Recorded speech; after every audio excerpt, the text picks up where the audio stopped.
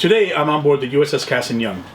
The USS Cassin Young engaged in 7 Pacific battles in World War II, survived 2 kamikaze hits, and served another full decade beyond her expected lifetime. Today, Cassin Young is maintained by National Parks Boston and an army of dedicated park volunteers. Cassin Young remains to this day as a testament to the crews who sailed her and the men and women who built and maintained her. While this year's remembrance is not the traditional gathering on board the Cassin Young, we must all still have a way of reimagining how we recognize, honor, and remember those lost 79 years ago in a reimagined way. December 7th, 1941, a date which will live in infamy.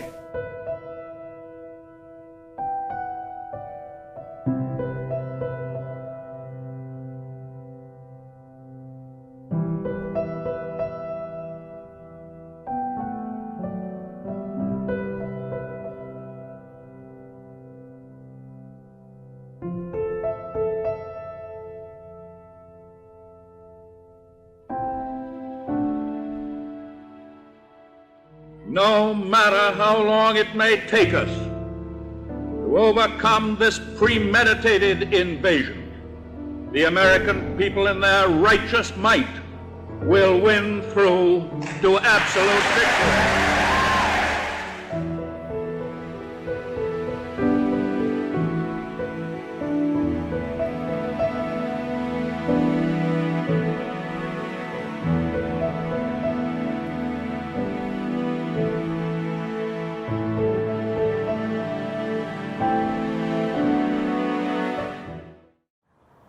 We could never forget the events of 79 years ago. 19 Navy ships destroyed or damaged, 169 Navy and Army Air Corps planes destroyed, 2,403 dead, and 1,178 wounded. All these soldiers, sailors, Marines, airmen, and civilians. Despite the surprise, U.S. forces fought back hard. It did not break their spirit. In fact, it charged it. In his 1943 State of the Union address, President Franklin Delano Roosevelt said, "First in the importance in the American scene has been the inspiring proof of the great qualities of our fighting men."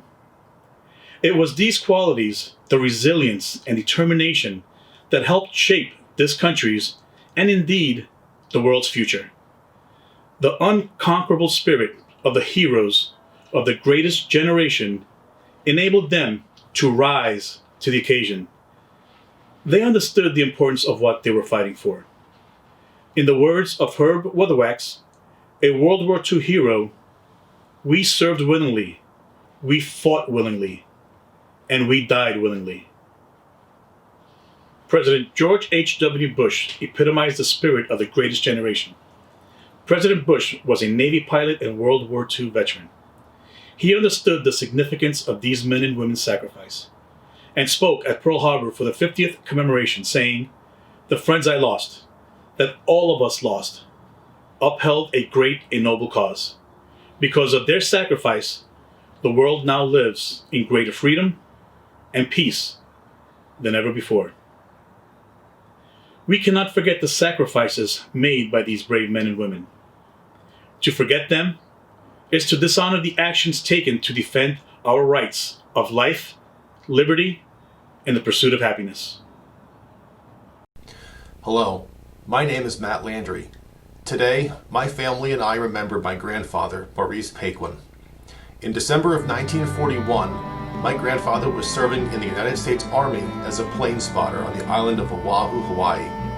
Days before the attack, he and his unit were recalled to Hickam Field, adjacent to the main naval base at Pearl Harbor. On the morning of December 7th, 1941, my grandfather was at Mass when the attack began. He and his fellow soldiers and sailors immediately ran to begin fighting back. During the attack, my grandfather had to cross the airstrip at Hickam Field while it was being strafed and bombed by Japanese airplanes. He survived without physical injury. Many of his friends did not. Today, we remember my grandfather and we remember all of the loved ones who fought at Pearl Harbor on that day nearly 80 years ago. We cherish their memory, we acknowledge their sacrifice, but most importantly, we honor our nation's pledge to never, ever forget Pearl Harbor. As they stormed the beaches of Normandy and planted our flag in the sands of Iwo Jima, our brave service members rolled back the tide of tyranny in Europe and throughout the Pacific theater. Because of their actions, nations that once knew only the blinders of fear saw the dawn of liberty. We must all remind ourselves that Americans fought and bled in foreign lands, not to conquer them, but to liberate them. The heroes of the greatest generation blazed a trail of excellence and national pride that transcended the battlefields of World War II. It emboldened future generations as we fought on the frozen tundra of Korea, in the rice paddies of Vietnam, the mountains and caves of Afghanistan, and the deserts of the Middle East. The men and women of the greatest generation went to war and braved hardships to make the world safer, freer, and more just. As we reflect on the lives lost at Pearl Harbor, we remember why America gave so much for the survival of liberty in the war that followed that infamous day. Today, with solemn gratitude, we recall the sacrifice of all who served during World War II, especially those who gave their last full measure of devotion and the families that they left behind. So on this National Pearl Harbor Remembrance Day, we pay tribute to the souls lost 79 years ago. We salute those who responded with strength and courage in service of our nation. And we continue our dedication to the ideals for which they so valiantly fought.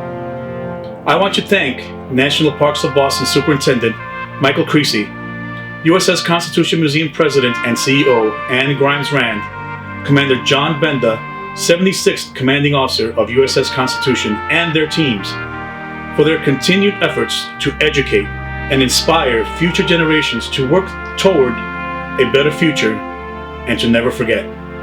May God bless this great city of Boston, the Commonwealth of Massachusetts, and the United States of America.